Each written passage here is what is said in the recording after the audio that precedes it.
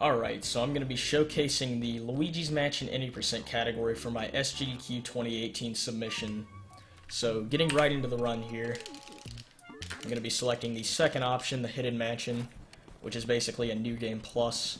You unlock this mode after one completion of Normal Mansion. So, what this New Game Plus does is it basically gives us a stronger vacuum. It's 1.5 times stronger to be exact, which in turn lets us capture the ghost faster. And another neat thing about New Game Plus is, on English and PAL, if a ghost hits you, they'll deal double damage. So unlike JP, if you get hit by a ghost, you'll lose 5 hearts, but on English and PAL, you'll lose 10. So JP definitely one-ups the other versions in that aspect, as well as the text. Text is faster in this version, so overall JP is the optimal version to run on. So, a lot has changed in this category since its last appearance in AGDQ 2014. One being that the world record has dropped drastically. It's dropped by well over a minute. It was about 9:30 when Luke did his run. And now it's 8:28. So, this category is definitely overdue for another showing, I'd say. And something else interesting that I'll be doing in this run is when I first go out of bounds, I'll be going for a little trick called door skip. So what this does is I'll basically be going for a almost perfect skew, not exactly perfect, but almost.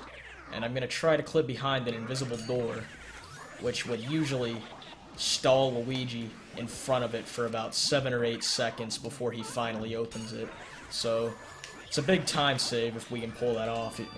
It was previously thought to only be task viable. There we go. Got it right the second time.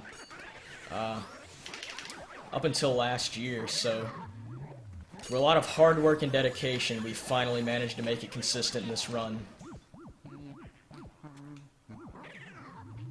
Alright, so what that mushroom actually is that's a poisonous mushroom. If Luigi gets hit by one of those, they'll turn him completely mini and he can't do anything for about 10 seconds. It's just a big time loss. Avoid those at all cost. Alright, so now we're going to be doing some backtracking, and we're about to encounter some of the portrait ghosts in this game. There's 23 portrait ghosts total in this game, but we're only going to be encountering 4 of them. 2 being regular portrait ghosts, 2 being area bosses, and 1 of those area bosses being the final boss. So something interesting about each portrait ghost is they each have their own unique characteristics and personalities, and I think that's what really makes this game interesting. And they each show their heart in different ways. So as you saw for that guy, I turned my back to him, waited for him to yawn, and then he showed his heart. And what he was dropping there, those were pearls. Those count towards the in-game currency. But since this is any percent, we don't need any money. We just have to beat the game with no restrictions. So we avoid those, but if I pick one up, it's no big deal. As you see, I have 1 medium pearl. And for her, I just pull back the curtain, and the wind will blow on her, and she'll show her heart. And as you can see, this room's pretty laggy. This is actually the second laggiest room in the entire mansion. So it's pretty funny that the second laggiest is at the very beginning of the run. And yeah, we basically just play through Area 1 and about 2 minutes of out of bounds. We skip the last 50 minutes of the run. Alright, so this is the first area boss of the game, Chauncey. There's 2 phases to this fight. We're currently in the first phase, which we rock his rocking horse. He'll spawn, and then we hit him in the face with that ball. And now, after a little bit of dialogue, he'll shrink us down to microscopic size, and a cutscene will play. And I guess during this cutscene, I can explain some of the out-of-bounds tech. I didn't necessarily explain what a skew was. I brought it up when I explained door skip. But basically what a skew is it's basically an alter of Luigi's angle, so I'm gonna switch into sidestep controls, and I'm gonna let a bat hit my right foot, and what that will do is that will cause Luigi to stand on his side, and I can get over objects that I wouldn't usually be able to get over without the skew. And something else that I can do with the skew is I can actually clip to lower levels of the mansion by doing a series of frame-perfect inputs. And luckily for us, the final boss is in the basement, so we can just clip down there and walk right in his room and trigger the fight. So, you may see there, I let Chauncey go early. The reason being is you actually can't one-cycle him. Chauncey is one of only 2 portrait ghosts in this entire run that you can't one-cycle, the other being the final boss. And I purposefully let him go around 50 HP because if he dips below 50 HP, he'll throw an extra cycle of rocking horses at me that loses 3 seconds. So we tend to keep him at 50 or above. And I got hit on purpose there so I can get some invincibility frames so I can catch this ball. Because usually if you don't have invincibility frames, then that ball would hit you and deal damage. But if you have invincibility frames, it can't hit you, and in turn you catch it. So now we're going to go out of bounds. I'm going to switch into sidestep and go for door skip.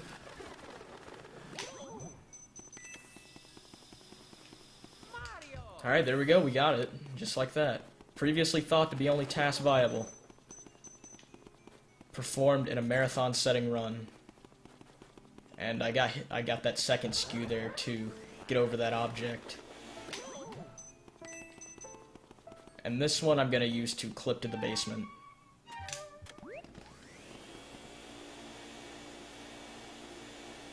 Okay, going to go for a precise basement walk here.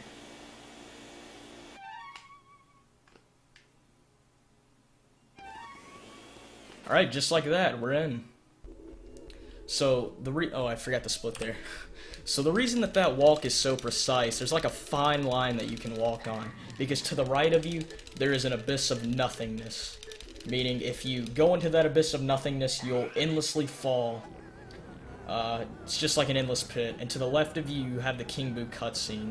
So if you trigger that, you'll get warped back to the foyer. And there's just like this fine line in the very middle that you can walk on. In World Record, we do something, like when we're going for World Record attempts, we do something called YOLO Walk. And what that is it's just like, you don't have any visual cues. You just go for it.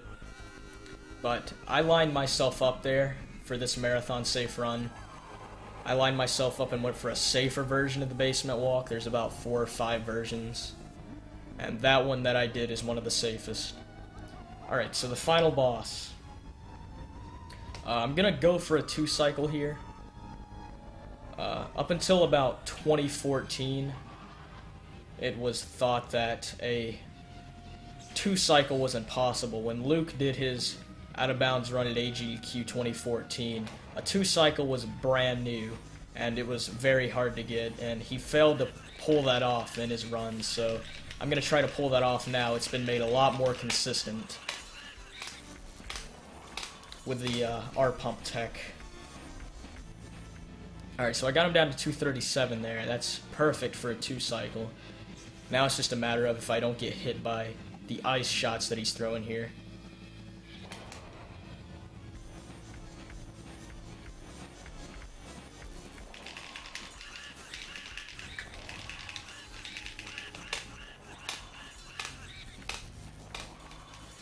Alright, there we go. 846 plus 17 off PB.